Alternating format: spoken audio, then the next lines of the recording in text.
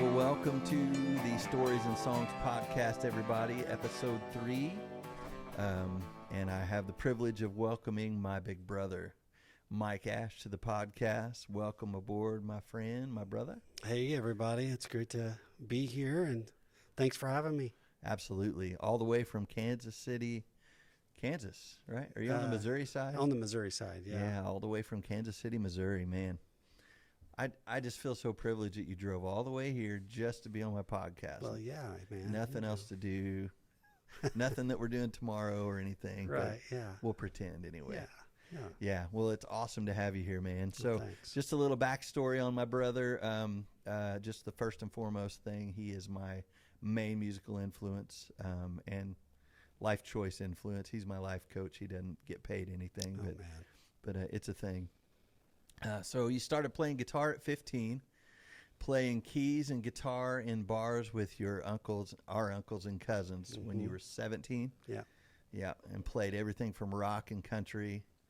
Then you've been writing music and songwriting since the age of 15, and it's really what you love to do. That's your main thing.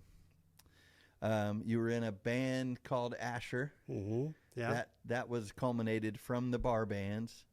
You went to a Ron Canoli concert in Evansville. Yeah. Right? Yeah.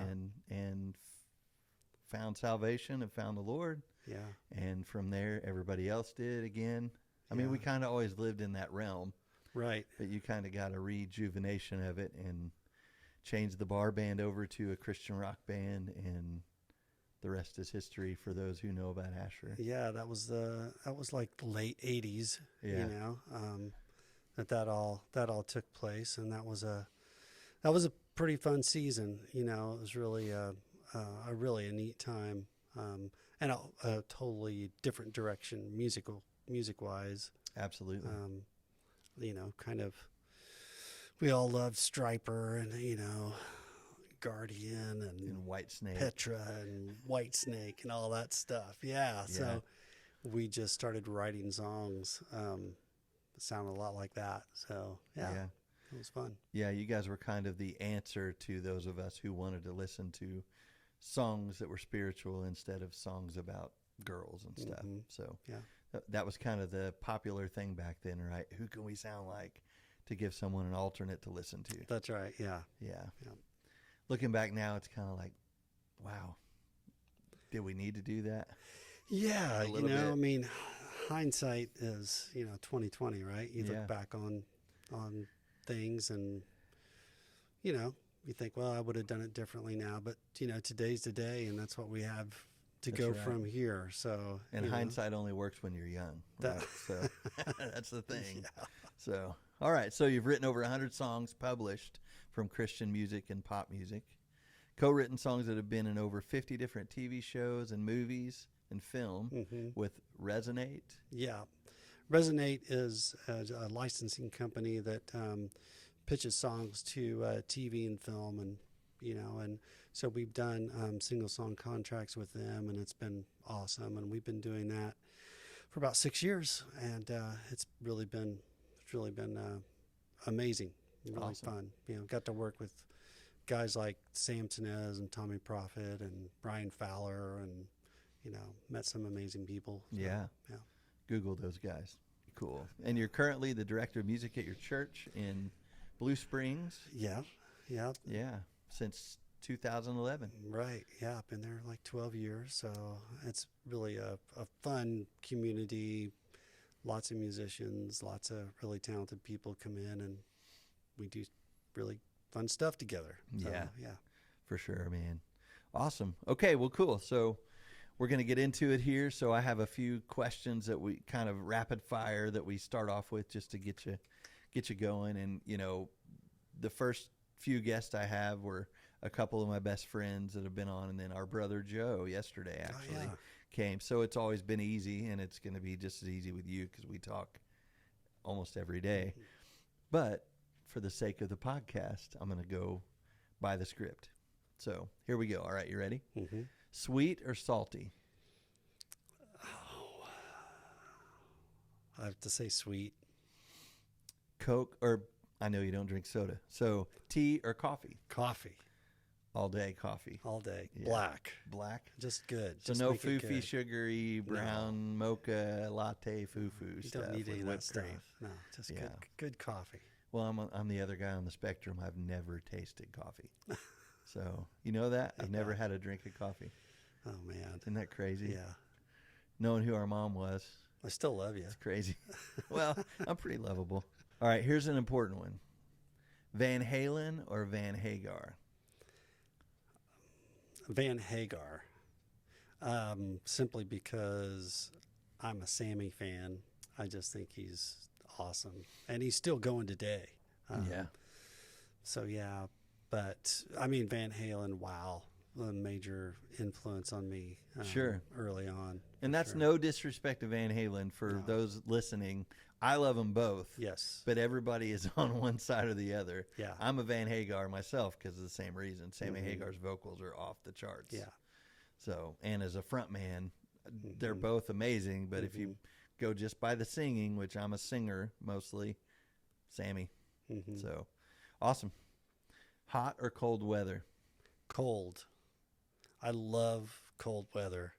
And it's really nice because my wife is from Oregon originally, and she loves cold weather too. So for us, I mean, a vacation for us is going to Colorado and getting up in the mountains, and Nice. so we really like the cold. Yeah. You can always pile on the blankets. Like in the winter, we don't open our vent in our bedroom. It's just we pile on the blankets, and it's just nice. You can see your breath. But Yeah. hey, you got an extra blanket. That's on the right. bed. Nice. Okay. Here's an important one. Best lead singer of all time. If you could only pick one. It had to be Steve Perry, in his prime. I mean, I don't think anybody could touch him. Or gosh, then there's Brad Delp. For Boston, And there's one more I figured you would say. I knew you'd say those two. and Mickey Thomas. No, there's another one. Dude, Mickey Thomas. But how about Mickey Thomas on Jane before Starship? Yes, exactly. Or, Yeah. And Fooled Around and Fell in Love. Right. Yeah. Yeah. And then there's Paul Rogers. That's the one I was waiting for. Paul's kind Paul's of the my man. number one. If I had one to pick, it's Paul Rogers. Yeah. But then you think like Robert Plant, man. I mean, like, Yeah. Or you even go John Farnham from Little River Band. yes, That dude is a monster Oh, singer. yeah. So And there's so he's many. he's still killing it Yeah, too. still doing it. So there's so many. Yeah. But to pick one, I mean, at the end of the day for me, I mean, it's undeniable Steve Perry or Paul Rogers for me. Yeah. And then Yeah. everybody else. But for me, it comes down to, I think it's more songs Mm-hmm. than, and it's still almost even. Yeah. But yeah, same too. Yeah. You could have had an influence on that along my lifetime. But as I grew as a singer, those two were who I tried to actually John Farnham and John Cowan from Newgrass Revival. Mm. Talk about an awesome Yeah, singer. he's great too. Man. Yeah, he sang on two of my songs on my second record. I always have to throw that in there. This will be impossible to answer, but your favorite guitarist of all times? Well, I mean, we already talked about Eddie. Van Halen. He's just, yeah. I think just the innovation and his rhythm playing too. Like you never hear people talk too much about it, but you listen to like what he's doing rhythm wise, and then of course playing these melodic, amazing Yeah. lead guitar parts. So yeah, it'd have to be Eddie, I think. Yeah. Okay. And then one more. Glass half full or half empty kind of guy? I don't know what it is, but I'm the kind of person that wakes up every day excited for the day. Like, so I would say, yeah, it's half full, and I mean, of course, everybody has their bad days, right? But, it's okay. You can have a bad day, but you don't have to live there, Yeah. and so I'm really, one of those kind of people that just practices gratefulness, because I just know that just being grateful kind of changes your attitude, and so that's kind of how I I have to do it, man. I kind of live into that. Yeah. All right, here we go. If you hadn't become a musician, what would you be doing right now? I'd probably be like into carpentry or something, like rehabbing houses or building something, because that's what it was like default kind of thing. Learn to, we built our house whenever I was freshman, sophomore, and I learned how to frame and, run wiring and, just do it all. And then from there, my uncle was he laid flooring, so I learned how to lay carpet and vinyl and tile and that kind of stuff. And it was good money, Mm-hmm. So, that's probably what I'd be doing. What is it about music that makes you feel so passionate? Well, it's interesting. Music has always affected me from a young age. And I think again, it goes back to dad and grandpa. And I mean, one of my first memories, I can remember dad sitting me on the bar and saying, stay right here. We're going to go get a sound check, and I was probably 3, and just remember sitting there, watching him play music. And then At a bar? At a bar. Yeah, at a bar. And then they would rehearse at the house too. So, dad and grandpa and a drummer and bass player and John Cogswell. And they would push all the furniture up against the walls and set up in the middle of the room, and I would just hang out and just. That's funny because as you're 8 years older than me, so Yeah. as the second generation of that, I remember all that stuff too. Yeah. That's funny. He wasn't playing in the bars anymore by the time I was 10 or whatever, but Right. they were still playing music at the local things and Yeah. at the park and stuff. So Yeah. I remember that too. That's Yeah. funny. So your passion it stems from our dad. Yeah. Yeah. Well, I think, dad's the oldest of 6. And he's 20 years older than me. So, his younger brothers and sisters, I was kind of like actually the youngest kind of one of them, because his youngest brother, Guy, is, 4, 5 years older than me. Right. So, and they were playing, they started playing music too. And yeah, it just kind of trickled down. It did. And it did that all the way to me and past me onto all the cousins and everything. Yeah. So Yeah. that's why when people are like, oh, you're from up there, they go, oh, you're an Ash. Mm-hmm. So you must play music. So, Yeah. And yeah, we do a little bit. right. Well, yeah. And there's a couple amazing books out about, about this idea that how music can affect us, and David Byrne from the Talking Heads wrote this book, How Music Works. And it's just, it is brilliant. And there's a chapter in there about the neuroscience, about what happens to our brains when music's playing. And basically our brains light up, like every area, your memory, just like, you hear a song and it triggers memories, and that area of your brain that wants your body to move, and then the musicality around it, like they put the caps with the electrodes on people watching a concert pianist, and the same area of her brain that would move her fingers was lighting up in people's brains as they're watching her, Oh, wow. So it makes you want to play along. Whether they don't know, but it basically your brain is on fire when you're immersed in a musical experience. So that's what's so wonderful about live music, like really good live music. I mean, there's that's what I like think. it. That's what I think we're missing with today's music, and not to be down on today's music, but it's so hard to immerse yourself in it. For one, it's so repetitious and it pops in and pops out and you're done. But you take like something as timeless as any Journey song, because, factually at any moment in time, every minute of the day in a 24-hour day, there's a Journey song on the radio somewhere. Yeah. Everywhere, still. Right. And it's like there's something to be said for that kind of music and that kind of talent that's behind doing that, right? So Yeah. it's crazy. Yeah. But yeah, that's awesome. I'll have to get that book.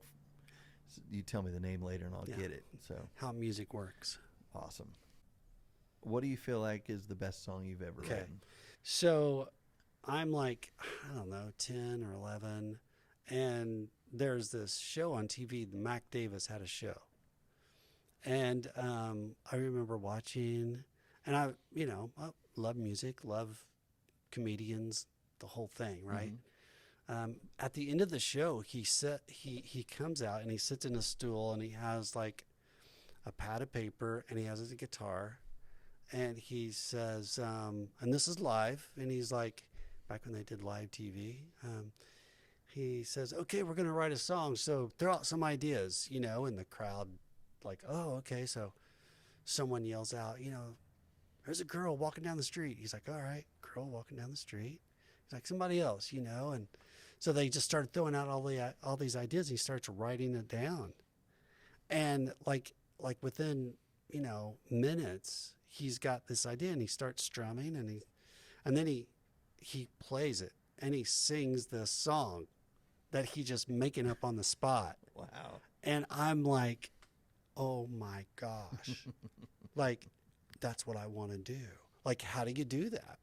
Like, how do you actually do that? So that was like a quest.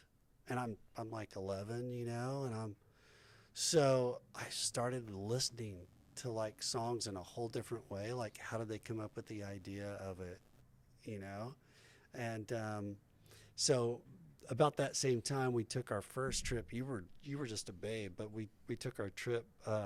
We went on vacation to Florida, and we were driving through the night, and we were in Tennessee, and it's raining, and everybody's asleep. Dad's awake, and the radio's on. And 50 Ways to Leave Your Lover comes on. And I'm like listening to this song and I'm going, oh my gosh, 50 ways to leave your lover. And just the way the song's laid out just like blew my mind. Like I like, how did he do this? And Paul Simon really didn't have any hit songs. No. I mean, I think that's his only one.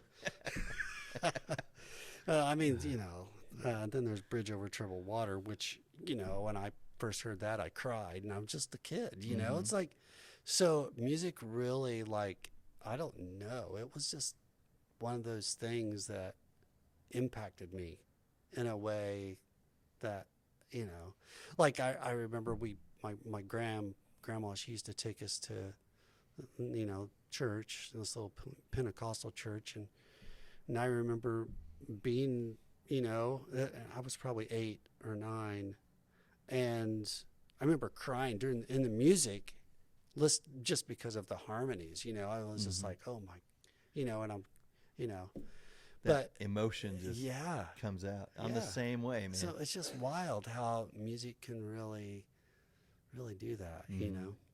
If you could choose one person, alive or dead, to do a collaboration with, your dream collaboration, who would that person be? Oh man, that's hard to narrow this down. But Paul McCartney, if I could I knew you'd say that. sit in a room with him, that would be amazing. Just songwriting 101 is, melody is king. And I don't know of anyone who writes better melodies than Paul McCartney. Think about Yesterday and the chord structure and the melody around that. Yeah. It's profound. Yeah. The Long and Winding Road. Mm-hmm. Live and Let Die. Junior's Farm. Right. I mean, just on and on and on. Yeah, Band on the Run. It's like this guy But it's the same thing, right? It's that funnel. Yeah. coming down, and you're getting this stuff, and you got to put it out, and that melody's there, Yeah. and those lyrics are there, and it is what it is. Yep. Yeah, and Paul McCartney is the best at that. Yeah. So, what would you consider your biggest accomplishment so far? My biggest accomplishment would be, Besides your children and your family. well, I was good. Yeah. How'd you know I was going to I say knew that? That's at the end. We're going to talk about kids at Okay. the end. Okay. Musical and professional accomplishment. Okay. Well, I remember when we got a song placed on the TV show Quantico, and I got the call from the producer, and he said, "Well, you've done what very few people have been able to do."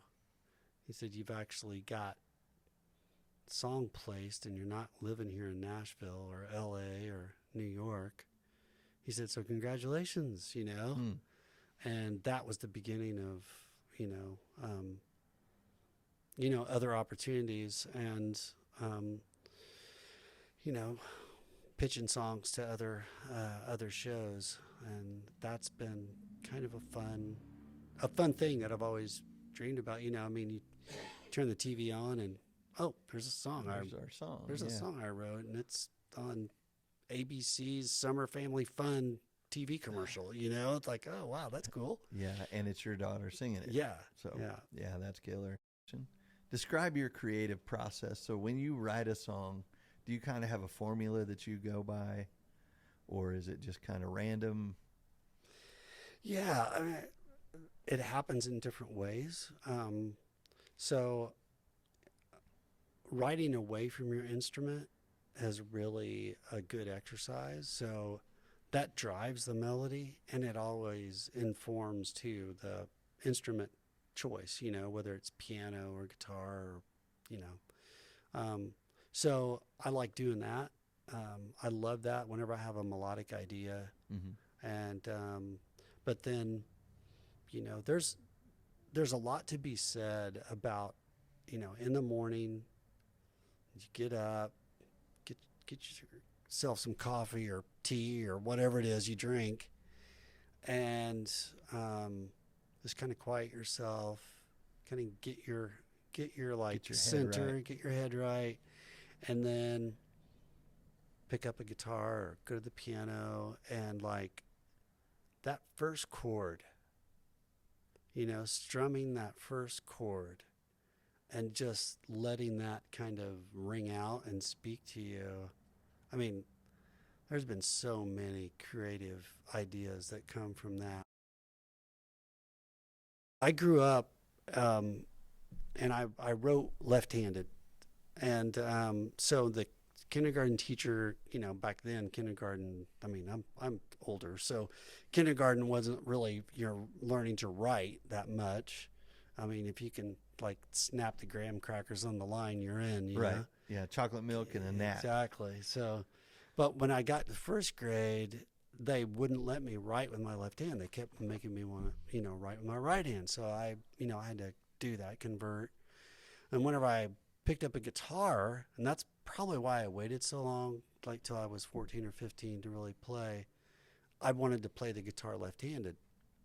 We didn't have a left-handed guitar. So I decided I would take guitar lessons. So I went to this guy for guitar lessons, and it wasn't going. It just felt weird. It felt backwards, and about the second or third lesson, he said, well, some people have it, some people don't. You're probably never really going to learn how to play guitar, So I think he felt bad, like he was taking my dad's money or something, And so I remember I came out and got in the car, and I was kind of quiet, and we were down the road, quite a ways, and Dad finally said, well, how'd the lesson go? And I told him what, and Dad was so mad, And I said, don't turn around, Dad.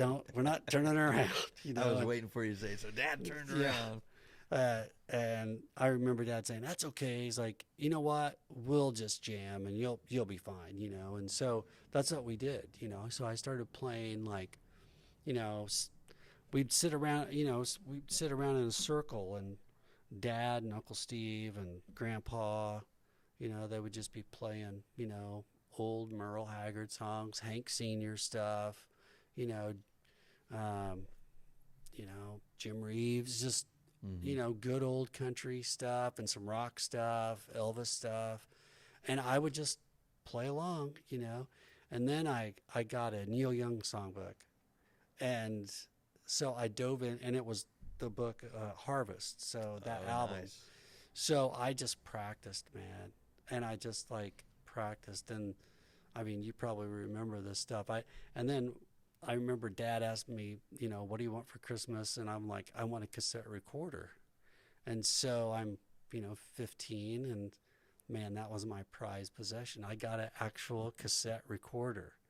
And, that's it. I mean, man, life was so simple then. Yeah. And so we had a cousin who was just a prolific musician, Stan, and we called him Jammer because he would literally move from instrument to instrument and just jam. And he went to Nashville, was playing bass, and he could play piano. He was just awesome. Yeah, he was the best of us. He was amazing, and he unfortunately died in a construction accident. But he told me, he's like, you need to record yourself practicing. And so that's what I would do, and I'd record myself practicing these Neil Young songs, and I'd listen back and I would think, ooh, that's not good. That doesn't sound like that. Doesn't sound right. I'm not playing that right, So I just practiced and practiced, and I remember Dad or Mom coming into my bedroom, hey, it's 2 a.m, okay? You need to stop with this. And we lived in a trailer. Yeah. So it was like a tin can. Everybody could hear what you were doing. What's he's without playing even that recording. Song again. Not that Jim Croce song again. It's like, oh. No, I used to sit outside your door and just listen. Yeah. So I would just sit there because I think I think Joe, the difference in you and I and Joe is that he never really got the writer's bug and that side of it. He's just as passionate about music and a better singer than both of us. Yeah. But he just never got that writer's thing. Yeah. But for me, the creative side of it, I definitely got. Yeah. So I would just sit. I remember sitting for hours at your door, just right outside your door, playing with my little G.I. Joe guys or whatever in the hallway, listening to you. Mm-hmm. And I actually remember, it's so crazy, I still have a cassette of you when you were like 16. I do. It's a Maxell. It's orange. Yeah. And it just says Michael Ash 1983 or whatever. Right. Yeah. And you hit record and you hear on the tape, and you say, "This is a song by a band called the Beatles." Yesterday, and you start playing, and I still have that, dude. That's so funny. I gotta find it. It's in a box upstairs, but I still have it. Yeah, that's like I remember that material now. Oh no, not at all, man. It's for the day when you're super famous. No.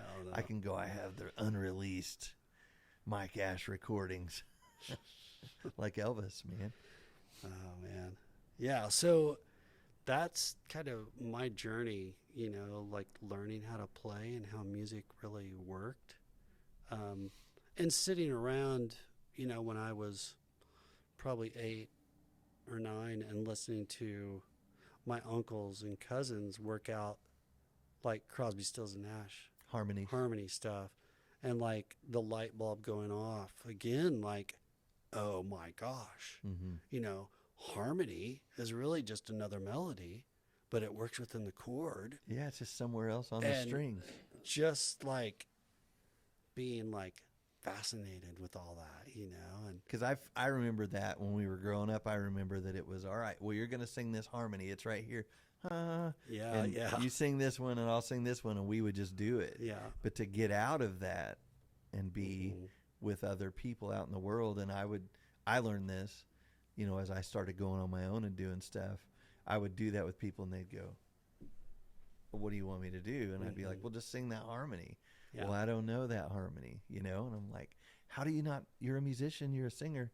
Yeah, but no one's ever taught me harmony. And I'm like, that was just part of the demographic of the foundation of what we learned as kids was harmony. Right. Yeah. So if you had any advice, this is one of our last questions. For any up and coming musicians, like who want to go, maybe try to do this for a living, maybe be a singer songwriter and do it as a career, what would you say to them? Practice and get yourself a little cassette recorder. Or use your phone. Use your phone, record yourself, and practice. And like, take great songs and learn great songs, and then dissect them, and figure out what they were doing. Like, how did they do this? Right. You know? And why are they so great? Right.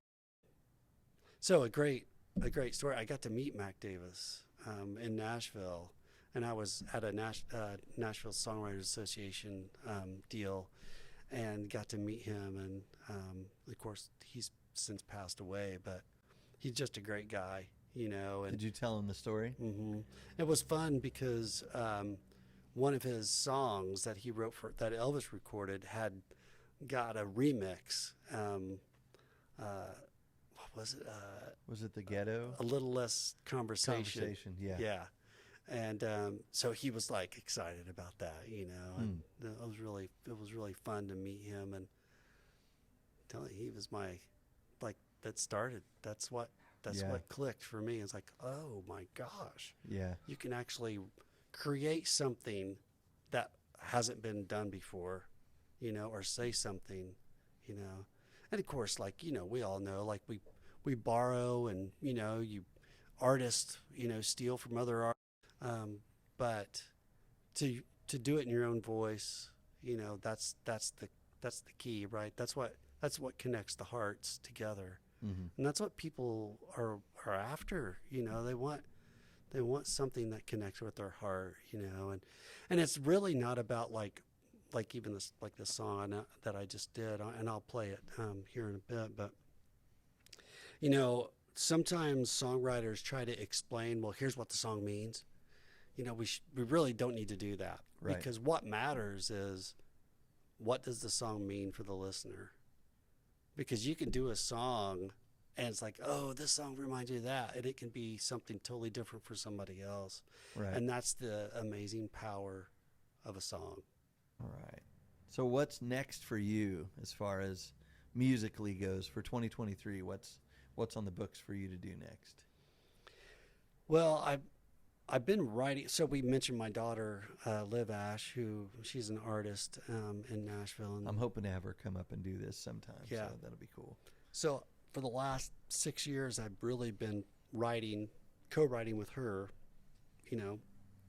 And so now I've been writing more for kind of a project that I want to do. It's a project that has been brewing for a while. So I'm just writing right now. I'm just trying to get a batch of songs together, and I really want to, you know, put a project out, you know, in the next 12 months.